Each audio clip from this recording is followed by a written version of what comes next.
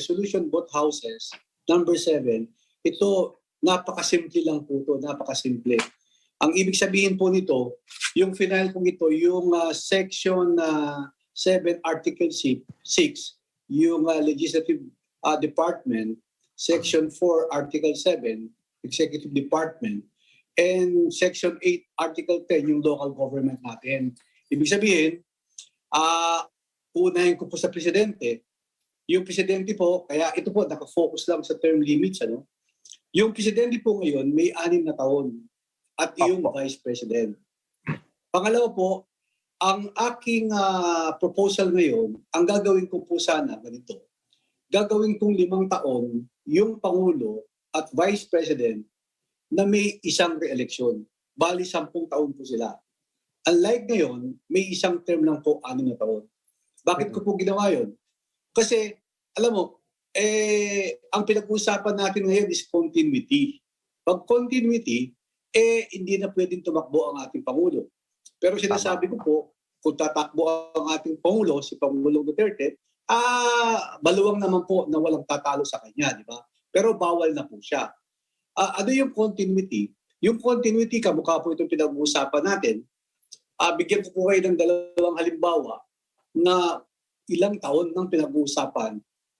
Few years na pinag-uusapan, less than 40 years na po siguro to, or 30 years. Yung subway from Quezon City to Naiya, noong 2016 or 2017, pinag-uusapan na yan, ginawa pa lang po yan this 2019.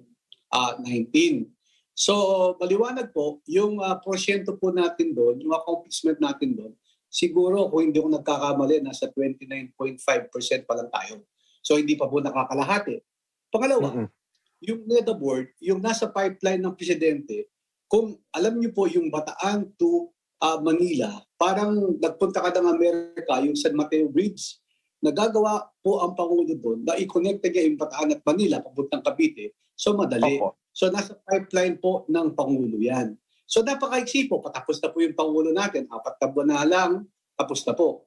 Yun po ang pinaplano ko. Pangalawa, yung Vice President po dapat, kung ano ang boto ng Presidente, ganyan yung boto ng Vice Presidente, kailangan po automatic na Vice President po yun. Pinapalakas ko po yun. Anong ibig sabihin po nun? Pinapalakas ko po yun yung party system natin. Halimbawa, si Pangulong Duterte, PDP laban siya, kailangan yung Vice President, PDP laban siya. Para kung manalo yung Pangulo, Vice President, panalo na rin po yun. So yun ang ibig ko sabihin sa executive. Pangalawa po, yun namang legislative, mga congressmen, congresspersons, 3 taon lang po kami. Pero alam niyo naman po, alam ni Kong Dante yan, pag first term ka, marami kang gagawin, may budget, may committee, hahanap ka ng mga chairmanship mo. Unwritten rule, hindi ka pwedeng mag-chairman kung first termer kang congressman. First termer, oo. Oo, hindi ka po pwede. Hahanap kang opisina, minsan kung first termer ka, dadalhin ka sa pinakatuktok, ayusin mo pa yun, it will take months, ganyan. So June 30, mag-start ka na mag-ayos. So practically po, yung 1 taon, yung 6 na buwan hanggang 7 buwan, ginagamit mo po yun sa pag-aayos. May learning curve pa po yan. Tapos on the 3rd Monday, yung ating Pangulo magsusona at the following day, they will submit the budget. Like for example, this 2022. Pagkatapos ng sona ng bagong Pangulo, they will submit the national budget. At yun ay didinggi namin. At marami pang mga naka-file na batas. So ang ibig ko sabihin dito, pagka-approve ng budget ng first, halimbawa 2022, so next year, 2023, budget na naman, pangalawa. So yun lang ang magagamit mo. 2024, October, halimbawa, October 8 to October 8, 2024, nagpa-file ka naman ng Certificate of Candidacy. Napaka-iksi po ng 3 taon. So party list man yan, district congressman man yan, angat 3 taon po, ginawa ko 5 taon na mayroong re-election.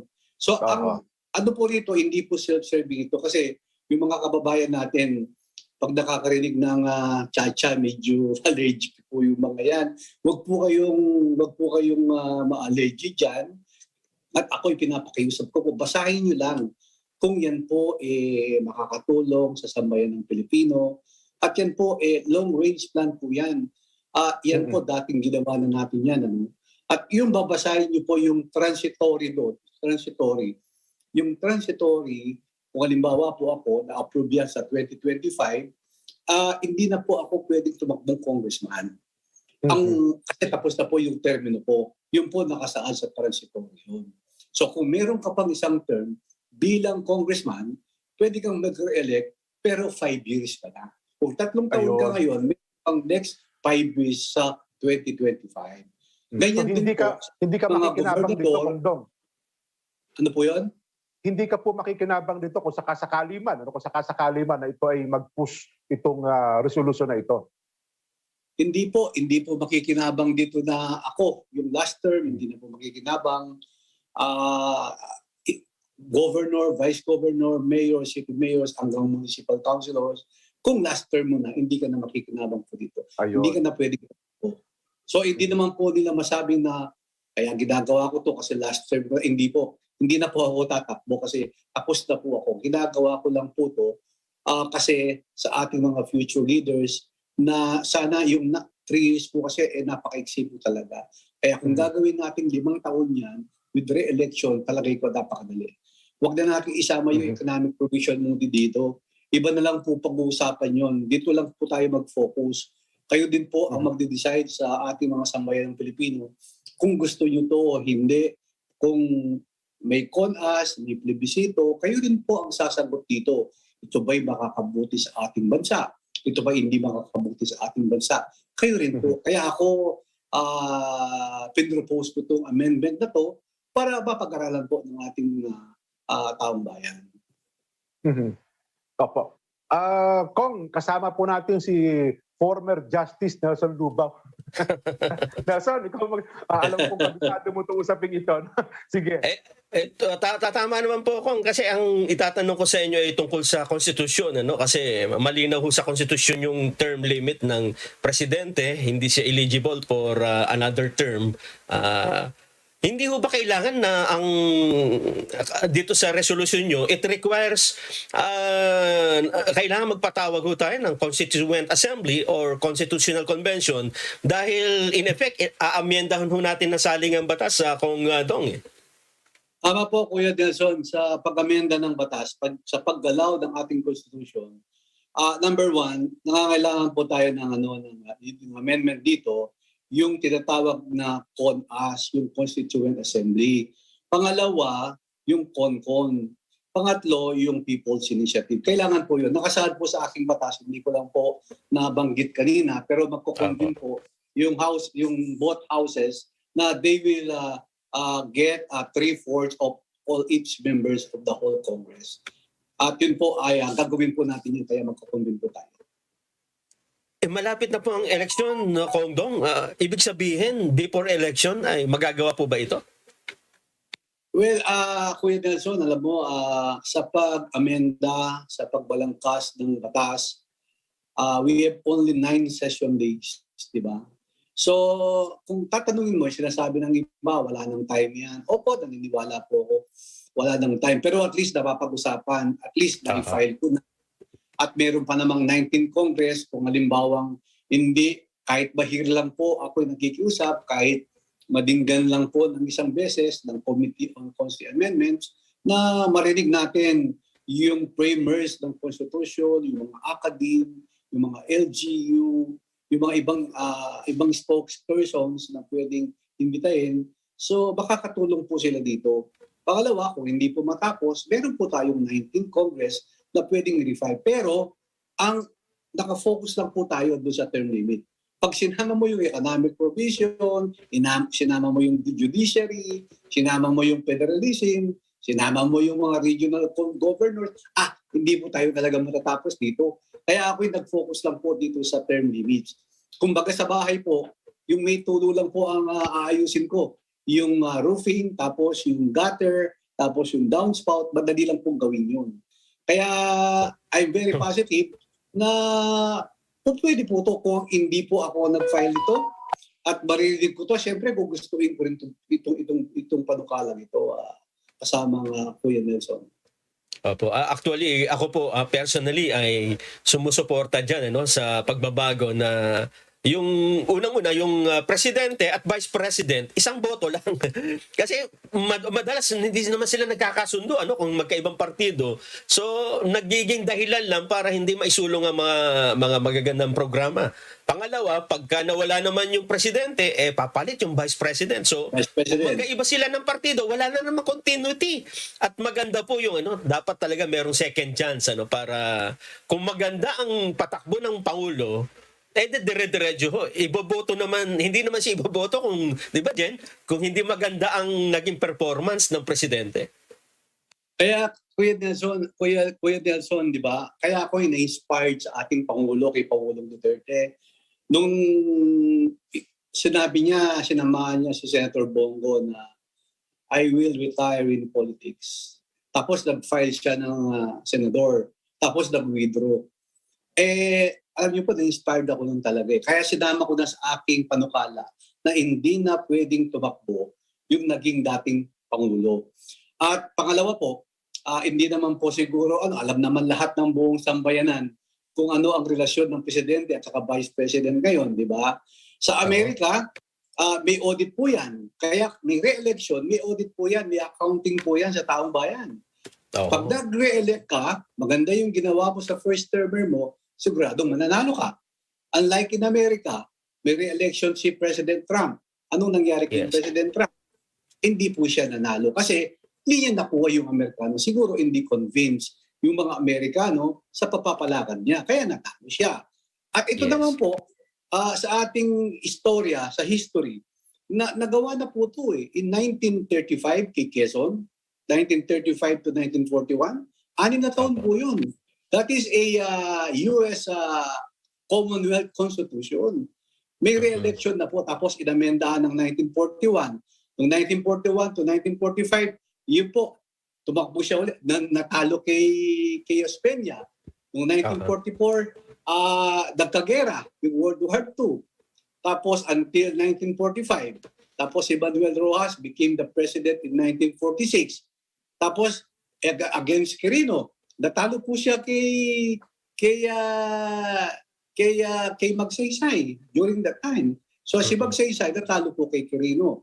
Alam mo, ang nakapag-re-elect lang po dito is si President Marcos.